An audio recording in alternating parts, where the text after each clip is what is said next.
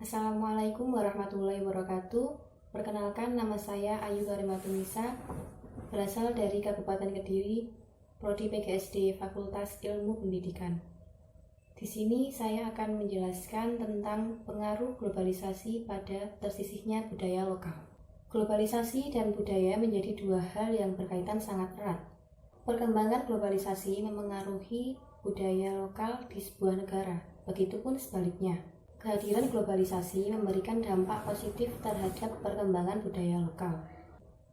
Ilmu pengetahuan dan teknologi semakin luas, terjadinya pertukaran budaya, dan lain sebagainya.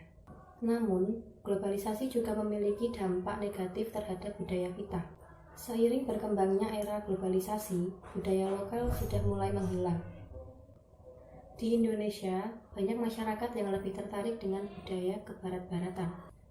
Masyarakat cenderung lebih tertarik dengan perilaku hedonisme, materialisme, dan konsumerisme.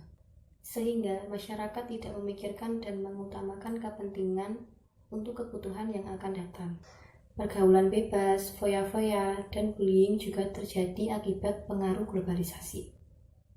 Banyak cara yang dapat kita lakukan untuk menumbuhkan rasa bangga terhadap budaya lokal. Masyarakat perlu mempelajari sejarah dan nilai-nilai kebudayaan supaya dapat menyadari nilai-nilai kebudayaan lokal. Peran pemerintah juga diperlukan mengenai kebijakan yang mengarah kepada kebudayaan lokal.